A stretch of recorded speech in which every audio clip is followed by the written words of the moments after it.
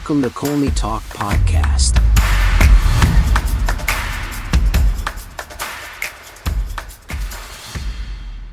Hello, hope you're doing well. Thank you for joining me. You are listening to Colney Talk Podcast. I am your host, Alex, another bite-sized podcast. If you're new here, welcome, and thank you.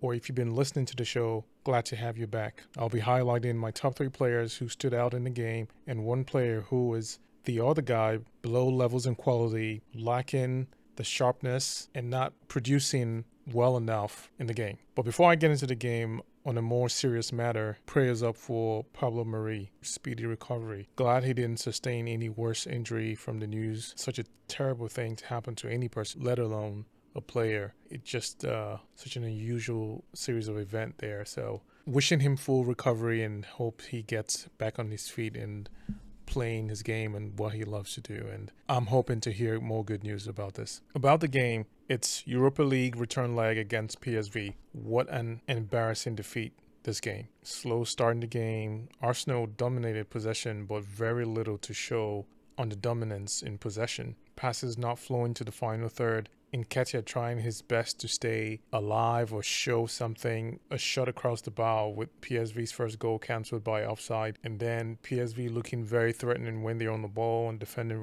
very well. Everything just went wrong for us today. I mean, we found it difficult to get out of our own half. No chance of line-breaking passes. I mean, a bit surprised with several players like Odegaard, Vieira, not trying to stay on the ball or take ownership or try to move this team or create that influence. I know that we usually have Xhaka, Odegaard, or Jesus doing things like that. Jesus was on the bench. And then we twice got denied PSV goals with offside. And it was not a good look for Arsenal at all. I didn't enjoy any bit of Arsenal's game today. Not in the first half was worse, and the second half they added more pressure. I mean, not sure what was lacking, but everything did show that we were not up for this game. Martinelli didn't affect the game. Odegaard didn't dictate the flow as much as we would have hoped and expected him to, and we were punished. I mean, Arsenal got punched in the face and we were still in our shell. We couldn't really come out. We couldn't really do anything. They weren't creating spaces. I mean, another opponent that really gave us a hard time, and PSV really did a lot. They deserved this win. Arsenal, we just all unraveling in the second half. Everything with the subs as well. Performance still unchanged. Several offsides, and we were just not calm. We didn't reset. We didn't at least try to get ourselves into the game. We struggled to handle PSV's attack, and there's no shortage in bad performances today. Having 3 goals disallowed, it's really impossible to expect a different outcome. Just awful display by the boys. The bright spot for me is how we were entertained by the away fans. Credit to them and really trying to make their presence known, which we did recognize. I know I did. Really just hearing the beautiful songs and chants and giving the support that they have been producing and giving these players, especially for an away game. I just love the incredible support. So credit to these traveling fans and the away fans. You did a heck of a job contributing to this game. So that is what I consider the bright spot. There is not much to talk about in the game that makes it such a good review of what we try to do, how we try to change formation or adapt to the way PSV attacked us. Again, credit to all that they did. They prepared very well. As I said in the previous podcast, PSV are a very high-flying, scoring team, and they did show that pretty well today. Several of their players that we nullified in the first game did show up today, and they attacked us in different levels, in different categories. It just overtook us, and we just couldn't compete at all. And there's not really much to add on to it because we were outmatched. We outplayed in every sense of it. And that's just the best and nicer way to kind of summarize that. But at least there are a few people that stood above the rest. And I'll start with my top player. And that was Tomiyasu. He had so much quality in defending, really, attentive and alert with the moves from Cody Gakpo and how he was playing. Like Cody is really a good player. And I was glad to see Tomiyasu really manage his speed, contain him as much as he could. It wasn't an easy matchup, but Tomiyasu was up for the challenge. I liked the way he played. it got that extra comfort that he was going to clean up a lot of things, which he did. And he actually helped out in the middle of the fence with so many of the threading and the way the boys were moving in our box. I mean, he's one of the bright spots for the game today. My second player, Tierney, again, another defensive player, doing his best defensively, trying as much as he could to get more as a wing back and overlap and try to get crosses in, but just things were really shut down on that side. PSV's defense, they were ready today. It was really hard to get the flow of the game. The rhythm was just not there.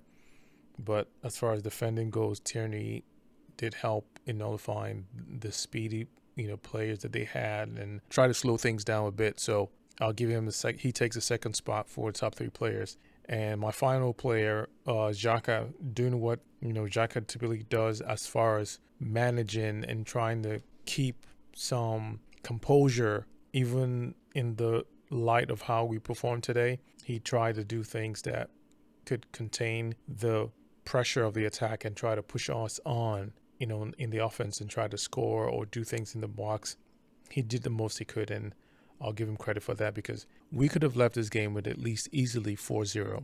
But the fact that Xhaka did quite some of what he did today, credit to him. He played better than the other players. That's just what I'm trying to get at here. And my other player today was Odegaard, the biggest letdown of the game. As I mentioned, I expected him to be the orchestrator of our offense, how the passes would be flowing, how things would stay in sync, maintaining at least a consistent flow of passes and not just losing the ball and not having a good control of the game and just taking charge. I just did not see that from him. It was not there. I have to call him out because the game typically flows through him and the players move with him. The things he says, the position that he puts them in, the way he calls things and moves players out, this was the low quality version of Odegaard, like just pretty poor. And his quality and influence off the ball was poor as well. When he was subbed, I wasn't even surprised. So there were other people, but I'm glad he was the first that got subbed, because his presence there probably just made things worse since most of the players would feed off of him. But as much as an expectation of a captain, such a very good player, today turning up this way, he just was pretty poor. And he's my other guy today. I mean, as I mentioned, overall, the game, the players, everything was just not good. There's no two ways about it. We didn't deserve any points. PSV, very well prepared, played well, and fully deserved of this win. That's about it. That is it. There is nothing else to add. I don't want to add another angle to reasons behind or what other conclusions can I come up with. I am looking at this game.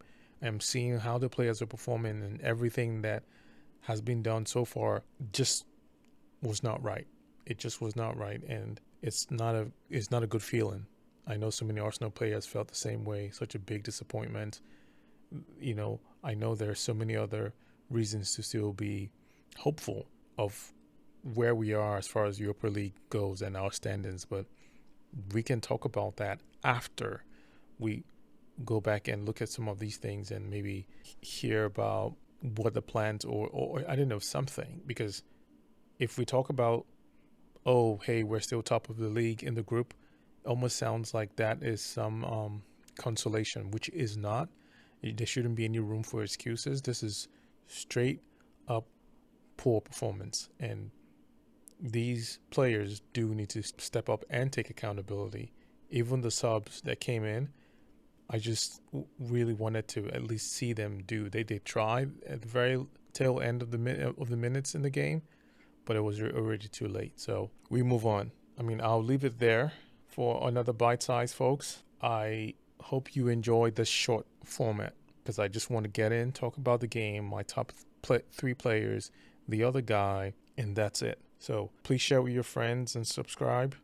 We look forward to our next game, really, because this is now what is expected. We have lost, so let's look forward to a bounce back. Keeping an eye on all these players, and that's my expectation, and I know that's yours too. But for now, Take care. Thanks for listening. See you on the next one. Bye.